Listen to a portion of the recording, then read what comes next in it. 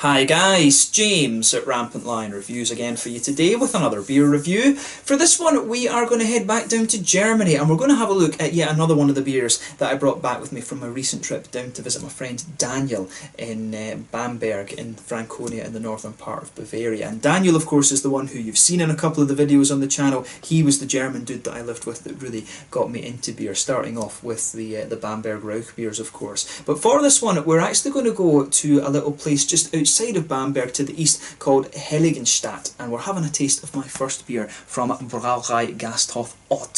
So this one is called the Obaladara. It comes in at 5.3% and it is a Dunkel style lager beer, this one. And this is a style that I've been getting really into recently actually, and that of course was thanks to Peter over at the Clueless Drinker, who reviewed the Augustiner Dunkel a few months back, and the both of us have been really getting back into this style recently. I always loved German traditional beer, but this is a style that I hadn't reviewed anything from in quite a while. But make sure you check out Peter. I'll put the link to his channel in the description below. And this particular beer is the one that Daniel kept in his office for when things got a little bit tough, if you like. So quite a special review, this one, I think. But yeah, as always with my reviews then, I'll tell you a little bit about the brewery. If you want to get straight to the tasting, just fast forward. All the usual links are in the description below. That's the brewery website, the link to my other reviews that hopefully I can do in the future from Brauerei Ott. Very first time I'm trying one of their beers. There's all the usual social media. If you want to see more beer reviews, do please consider subscribing to the channel. The whole channel of course has a geography based tagging system, so you can go into the homepage and search for beer based on country, city, state, county, prefecture, whatever it is you're interested in. Do check out the playlist of beers from different countries. There is one there for all the German beers that I've reviewed for you. That's constantly being added to, and as always please do get in touch and let me know some of the other beers and breweries that you guys would like to see me review. It's always great to hear from you guys that are watching the videos, and the support that you show the channel is hugely appreciated. So anyway, to tell you a little bit about Brauerei Ott then, and I hope I'm pronouncing that right. I do apologise if my German pronunciation is a little bit off. So Brauerei Ott can be found in a little town called Heiligenstadt, just out to the east of Bamberg in Franconia, which is that northern part of Bavaria in Germany. Of course, as I've told you many a time, there's about 300 breweries in this very small region of Germany, the highest density of breweries per head of population anywhere in the world. So the brewery can be found in Oberleinleiter Nummer 6. And this building has reportedly been home to a brewery for around 300 years. The original brewery was founded back in 1678, but the brewery and inn has been owned by the Ott family since 1822, and it's passed down the generations. I think they're in like the 7th or 8th generation of the Ott family now. But the brewery is a Brauerei Gasthof, of course, so it has its own hotel and its own restaurant. The food menu actually looks lovely, by the way. Check that out in the website below. I'm a huge fan of the Franconian food. But they also have a beer garden that they open up every summer, as is traditional in Franconia. But the brewery itself has an annual output of around 10,000 hectolitres of beer per year, so you know, still a very, very small operation in comparison to some of the other ones in Germany. But apparently they brew twice a week, and each brew has a capacity of around 8,000 litres. So they brew 7 different varieties of beer as well. Manfred, of course, is the brother that is the brewmaster. But the different varieties of beer that they have an export, they have a Hefeweizen, they've got a regular Pils beer, they've got a Helles, they've got a Dunkel, a Fest beer, and I forget what the last one was, but all very, probably this one here actually, that'll be the one that I've not mentioned, the Obaladara. But yeah, you know, they're doing all these different traditional German beer styles, and one of the things that Daniel told me he's really noticed about the sort of Franconian breweries over the last little while, due to the kind of upsurge in craft brewing in Germany, the more modern craft beers, a lot of these more traditional breweries in Franconia are starting to do more and more different styles of beer actually. So, you know, interesting developments going on there. But again, this is one of these very small family-run companies, which is you know, very, very common in Germany. That's actually one of the reasons why the German economy is so strong, because you've got so many very small and medium-sized firms, as well as, you know, some of the bigger corporate ones, of course. But a huge part of the German economy is very small family-run businesses such as this one. So yeah, really cool actually that. And what you will find when you go to breweries like this is that, you know, every person in the family has their own job around the business, which is really, really cool. But yeah, very cool to encounter one of these little family businesses. Again, if you want to learn a little bit more, you can check out the brewery website in the description below, and there's lots of pictures and stuff like that down there. But as I say, this is the very first time I'm tasting one of their beers, so let's get stuck into the actual tasting side side of the video. That's all you need to know about the brewery for just now, and that's all I was able to actually find out about them. That's one of the problems with doing these very small brewery reviewing some of the beers from these very small breweries in Germany. You can't find all that much information about them. But yeah, let's have a little look at the artwork then before we open the beer up. There you can see this one's actually quite different compared to some of the styles of artwork that you'll see on the sort of Franconian region beers. This one's a little bit less traditional actually, although the picture of course in the middle and the style of artwork on that is traditional, but this artwork I would say is a little bit more modern looking than some of the other ones you'll find in the region. There you can see the little top label. I always love the little kind of top labels that they put on the German beers. You can see it's quite nice actually, I do like that, but you can see that is also on the bottle cap with this one as well. It didn't say on the website exactly what Obaladara meant. But yeah, it didn't really say what that actually meant. I'm guessing it'll be one of these local Frankish words, because they do have their own dialect of German in that particular region. But yeah, it looks very, very nice. So I guess without further ado, let's get this guy out and we'll get on with the tasting then. I'm really curious to see what Daniel's work beer is like. Of course, this is the one, as I mentioned, that he keeps in his office for when things get a little bit rough, should we say. But yeah, one thing I should also say is this tulip glass that I'm using, normally this beer would be served in a stein, but I actually don't have a transparent German stein that I could use for this review, and of course one of the big things is you have to be able to see the beer in beer videos. So yeah, normally this would be served in one of these German kind of stein mugs, but we'll use the tulip one. I like to use the tulip glass because it's the best kind of all-rounder, if you like, for all the different beer styles. But as you can see with this beer, it's poured a lovely, I would describe that as a kind of mahogany colour actually. It's got a little bit of a kind of red, it's got a little tint of ruby to it maybe, but I would say this is definitely a nice sort of mahogany, coppery type colour beer, this one. You can see the head is about, I'd say that's about a half finger, and it's quite it's maybe a sort of fawn colour actually, if you like, a nice sort of creamy fawn colour. One or two big bubbles sticking towards the side of the glass, a few little ones heading up towards the bottom of the head, as you quite often get with a number of these German beers. You can see that this one is crystal clear, but I'm not sure how well that will show up on the camera here. If I put it in front of the light, I can see that this beer is you know, pretty crystal clear, and we have poured maybe around 80% of it or so into the glass here. But yeah, it looks very, very nice. Nothing particularly surprising about this one when you consider that it is a German Dunkel beer. Yeah, it looks pretty much as you would expect. So let's take a closer look at the aroma then and just see how we get on with this one. Oh, yeah. No, I absolutely love the aroma of these beers. You know, the Dunkel beer, I can get rid of the brewery notes now actually, but the Dunkel beer is one that when I lived in Heidelberg actually, this was a beer style that you didn't find too often in that region. When I went to Germany, I absolutely loved the Hefeweizens, and then I got really into the Helles lagers when I went there the first time, and a little bit into the darker beers as well, like the Doppelbocks and the Dunkels and stuff like this. But this is a style that really has grown on me over, you know, the last little while actually. It's a style I really enjoy, and the malt base on this, you know, I will be guessing that these guys will be using the Weirmann malts, you know, the big malt company in Bamberg, who I think basically they supply most of the breweries around there. But with this beer, you can smell that lovely traditional bready base that you get from the German lager beers. It's got a lovely, very smooth quality to it.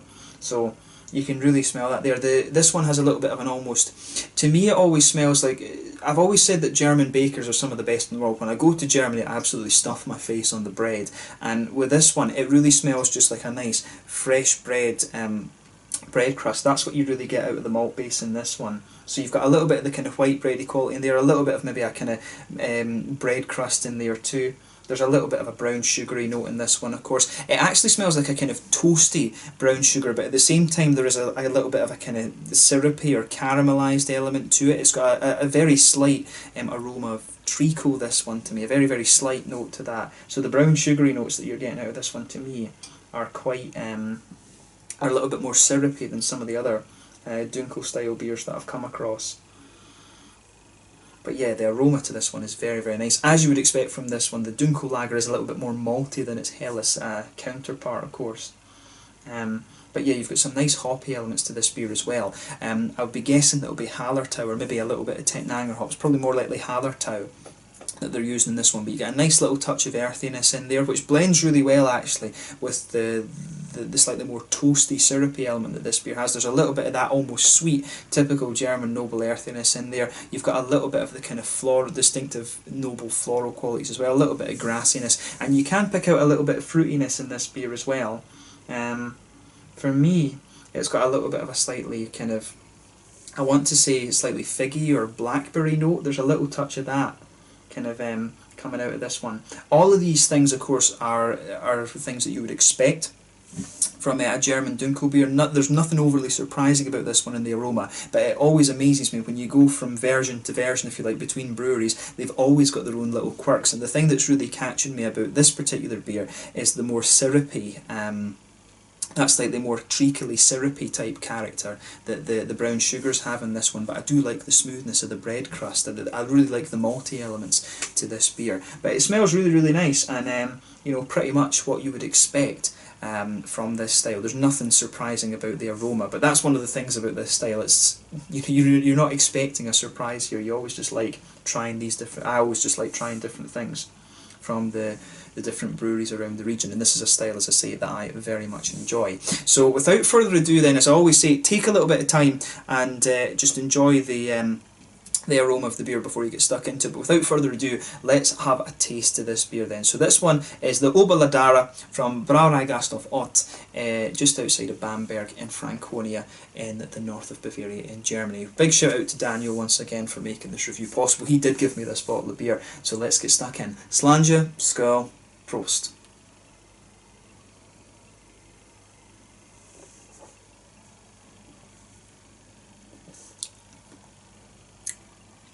Yeah, again, the thing that always gets me with these, with the German beers, is the drinkability. They're just so nice and sessionable, and again, you know, it always, I love drinking these Dunkel beers. It's a style that I just really enjoy. I mean, more recently as well, I've got into the Czech Chernies as well. Most of the Czech beers are lager beers of some variety. You know, basically similar to the Czech versions. Of course, you've got the Svetli, the Letzak, which are the kind of Helles equivalent. You've got the Chernies, which are the kind of Dunkel beers like this one, and of course you've got the Tomavis, which are more akin to the German Schwarz beers. I've been really getting into the different varieties of lager beer recently, because it's become a bit of a forgotten style, if you like, with all the IPAs and things like that. But to me, it's very difficult. If you want a nice sessionable beer, it is really difficult to be a nice malty Cherny or Dunkel beer.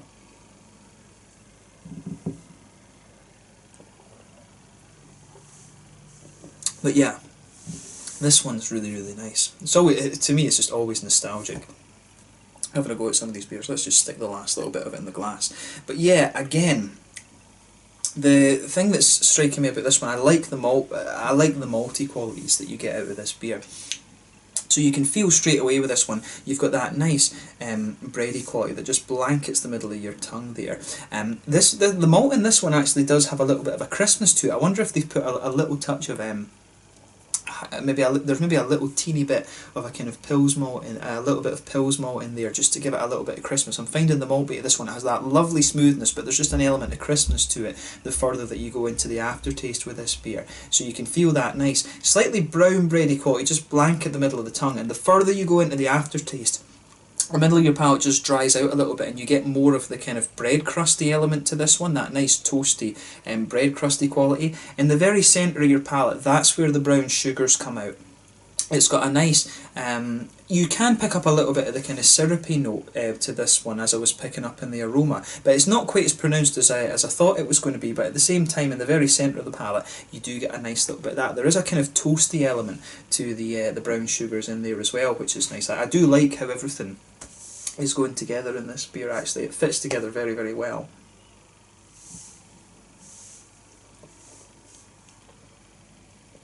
Yeah, that's a nice beer. I can see why Daniel keeps a crate of that in his office. But yeah, I like that. And as you go further out from the middle of your palate as well, there is an element of an almost biscuity quality to this one. It has got a little bit of that it reminds me of McVitie's digestives. Actually, it does have a little bit of a kind of biscuity, syrupy type thing to that when you go further out from the middle of the palate. As you come further forward on the palate too, I think there's maybe a teensy little bit of an almost woody character to this one, but as the middle of your palate kind of dries out, the further into the aftertaste you go, there is an edge of brown sugar to this one. It is a little bit of a kind of syrupy quality as well. I really like how all of these flavours are fitting together in this one. As I say, the thing that's really striking me about this one is just the brown sugar element that the beer has. I really like that, actually.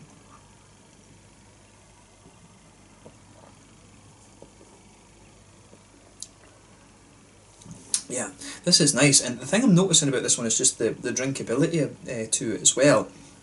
It definitely, to me, this one has a slightly less oily mouthfeel. It's a bit more wet, if you like, and that just makes it that a little bit more sessionable, actually. On the hoppy side of things, it's pretty much what you'd expect. In the back corners of the palate, you've got a little bit of that kind of earthiness in there that you'd expect from the German noble hops.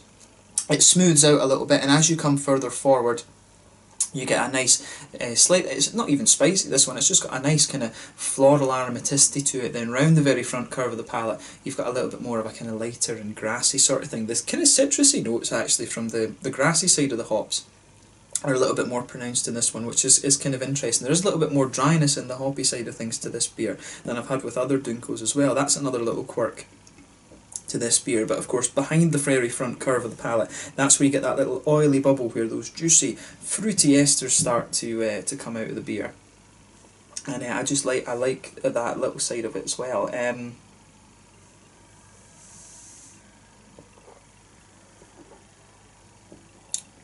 Yeah, on the fruity side of things, on the fruity side of things, it's got a little bit of a it does start off as a little bit of a kind of figgy quality. I'd say it's got a little bit of a kind of figgy note to it, and the further you go into the aftertaste, it does evolve to be almost just a little bit, I don't know if it's not quite, is it black currant or blackberry? It's got a little bit of that kind of blackberry-ish fruit to it, and you get a little bit of a kind of candied strawberry in there as well. It reminds me of the little heart-shaped sweets you get in Haribo Star Mix. It does have an element to that. So the fruity side of the beer is quite nice, but the fruity side is quite subtle, I would say, in the aftertaste in comparison to the brown sugars and a little bit of the kind of malty side of things. I'm noticing as well that the beer gets a little bit crisper, and as I say, I do wonder if they've used a little touch of Pilsner malt in this one, just from the way the malt base is in this, and I think that's what's given the beer just that little bit more drinkability as well. But as a Dunkel beer, it really is quite nice. As I say, the quirky side of this one is maybe is the way that the brown sugars come out. And of course, every different brewer has their own signature of how to get those flavours out of the beer. It's got a little bit more of a kind of hoppy note to it, which is nice as well. And it's just a really quite nice beer, this one. I like how everything is going together. So within the Dunkel category, it's a very, very good beer, and it's a little bit quirky actually as well, which is pretty good. It's a little bit different from a lot of the other ones that I've had. So in terms of the mouthfeel then, this one to me, it's a mid-bodied beer, but if we're talking about it in the context of a Dunkel, it is a little bit lighter in body compared to some of the other ones that I've had. Carbonation is very, very smooth in this one. It has that typical Brauhaus smoothness, as I always like to talk about. I always found the German beers to be very, very smooth. The mouthfeel has a good balance between being wet and oily, and as I say, the malt base has an element of crispness to it as well. This beer is by no means one that's going to blow your head off in terms of IBUs. I'd think we're looking around the sort of 25-ish, 30 IBU mark at most with this beer. The malt base, as I say, has a nice smoothness to it. You've got some nice brown sugary and sweet characters in there, and a little bit of crispness as well, and also a little touch of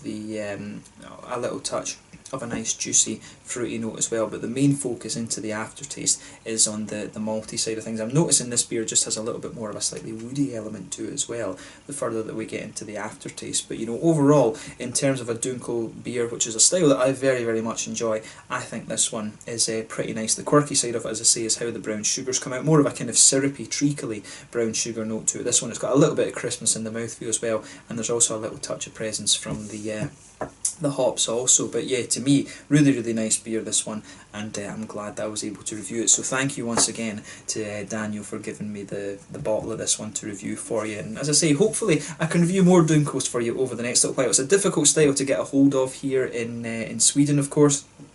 And even back home in Scotland as well, it's quite difficult to get a hold of. So maybe I need to do another trip back to Germany and see if I can get more of them. So do keep your recommendations of Dunkel beers coming in the comment section below. You guys have recommended me some really, really nice ones. But yeah, if you find yourself in the Bamberg area, go and check out Brauerei Ott, and I think I'll do that with Daniel the next time I'll go down and visit him. But yeah, once again, thank you for watching my beer reviews. Until the next time, please like, subscribe, share, all the usual YouTube stuff. Let me know your own thoughts on this beer in the comment section below. Let me know what your favourite beers are from Brauerei Ott as well, and I'm sure we'll return to these guys at some point in the future. I can't guarantee exactly when, but they've impressed me enough with this beer to make me want to try a couple of their other ones. So yeah, let's leave it at that. Thanks again for watching, and I will catch you guys very soon. This is the Obaladara, a 5.3% Dunkel beer from Brauerei Ott in what was it,